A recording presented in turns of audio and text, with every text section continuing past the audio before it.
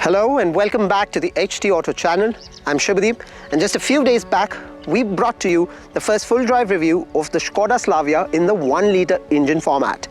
Today though, we are with the top of the line 1.5-litre Skoda Slavia, a car that has to be brazenly brave and is supremely confident of reclaiming lost grounds to the SUV while it leads the charge for the mid-size sedans.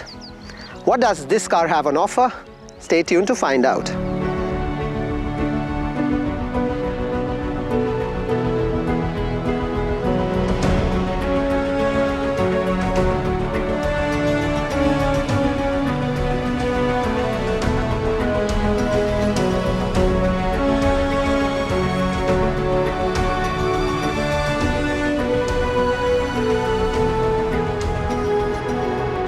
In terms of exterior visual highlights, there is no real difference between what you get on the 1.5-litre and the 1-litre engine options.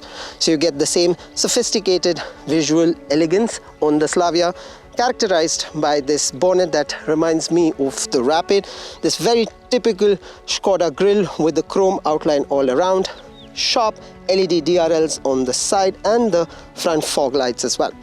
The front lip is a bit pronounced for a slightly sharper visual appearance.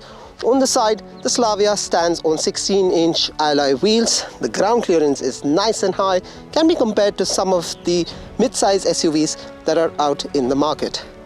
On the rear, you get LED taillights and that massive mammoth boot space. Now, sedans, of course, are characterized by the comfort and premium features on the inside. Slavia promises to have a whole lot of it, so come, let's take a look. Now, for me, the Slavia's biggest strength though is in the cabin of this car, because the premium feel is best evident when you step inside. That's primarily highlighted by the beige and black color theme that's on the seats and also running all the way from the left to the right of the dash right here. The dash also has a bit of piano black finish and a bronze layer to add to its visual aesthetics. The circular air conditioning vents mimic the airline turbine feel, and right at the middle sits this really large, gorgeous touchscreen display. We're under direct sunlight and yet I can make everything that's out. There is hardly any screen glare on it here. There is great response for the touch as well. This supports Android Auto, Apple CarPlay, there is navigation and support for Skoda Connect apps as well. Same goes with the driver's display right here. It's large, very visible, and it's very energetically youthful. The entire console right here puts out displays including instantaneous fuel consumption, the gear, the speed, and all the generic fare that you would expect. The steering is a two-spoke steering that we've come to see in some of the newer Skoda cars. It's got mounted controls and it can be adjusted for rake and reach as well. Now, the controls for the air conditioning sits right under the central AC vents. Now, this is something that we've seen on the Kushaq as well. It's touch operated and very easy to control. Just underneath is a large space for your smartphones. It also gets wireless charging as well, and the center console is nicely done with the gear lever and buttons, which also include on this particular top variant front ventilated seats for both the driver and the passenger. Now, the driver and the passenger can also adjust the seats for height and position, but it has to be done manually. Well, for the segment that this car is competing in, I say that is par for the course. What is also par for the course is a conventional size sunroof, which can be opened. The lid can be opened. The shade has a one-touch open function as well, and a one-touch close functionality as well. There is a whole lot of space in the glove box as well, and the top of the line model comes with cooled glove box feature. Now, it's perhaps safe to assume that if you're buying the 1.5-litre, you're someone who would like to drive the Slavia. But the back seats for your family members have a lot on offer as well. Now, we've mentioned this before, but a quick recap: there is a whole lot of space for knees, for leg, and for my feet. The under thigh support remains a bit shoddy, but the headroom again is quite adequate.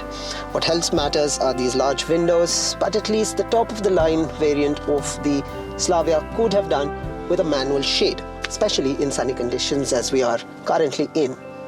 But Skoda has thought about other things like this central armrest here, 3 dedicated headrests for passengers, and thankfully the hump on the floor bed isn't too much of a bother.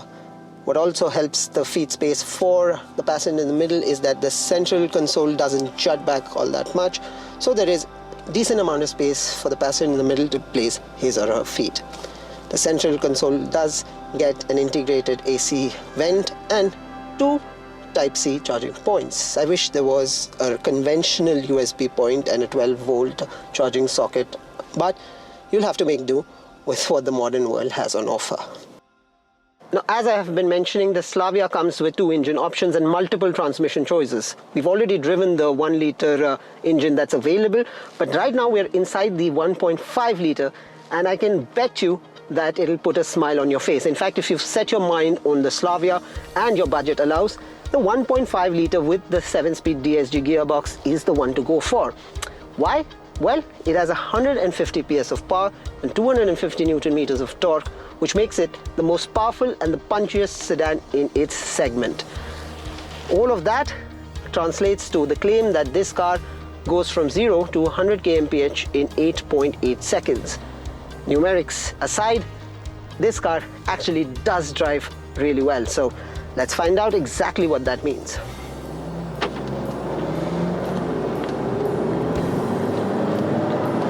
Now, having driven the 1-litre engine, the difference is absolutely evident. The 1-litre is more reserved in its nature. The 1.5 is absolutely unabashed in its drive traits. Throttle inputs precise, the numbers get clicking absolutely precisely, and you get a move on with a great sense of purpose.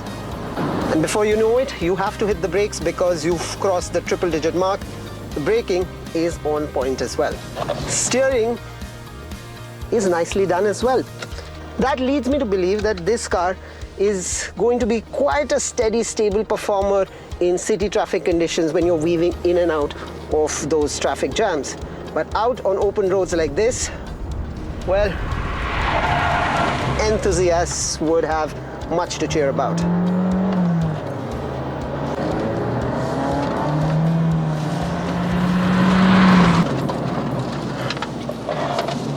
Well, the cornering, the turns are absolutely precise, and well, that's enough to put a smile on your face. Now, for the most parts, the engine is very refined, but if you do decide to really test this car, then there is that gentle groan that does filter inside this cabin, but for most parts, it's very negligible if you have a steady, controlled drive character. Adding to the list of the pros, well, at relatively high speeds, taking turns, the control over body roll is pretty much on point for the driver and the front passenger. Not so much for the passengers at the back, but my guess is that you won't really be throwing the Slavia around with the car packed with family members. Now, once you do decide to calm things down, well, there are other things that are common between this and its lesser powerful engine option. Like, for example, the suspension setup, which I've already spoken about. It's nicely done, gobbles up the speed bumps and breakers pretty well. That's also true for passengers at the rear. Now, somebody who would be buying a 1-litre may also be someone who would be perhaps finding him or herself in the back seat of this car. The steering setup is nicely weighted. It isn't too light, isn't too heavy. It does offer feedback at high speeds and yet is nimble enough. If you're interested in the lesser powerful but more affordable Slavia, the link to that review is live as well. But just to quickly recap things that are common and positive between that and this model right here: great space, good comfort, and a loaded feature list. The 1.5-litre engine inside this particular Slavia also adds great drive dynamics to the vehicle. The Slavia may or may not deter potential SUV buyers, but it establishes itself as a mammoth rival to the existing crop of mid-size sedans. Skoda continues to maintain that it's also working relentlessly on its sales and post-sales network. So on that front too, there are things that should and would be looking up. So what do you make of the Skoda Slavia? Do let us know. In this episode though, that's all the time we have. Thank you for watching.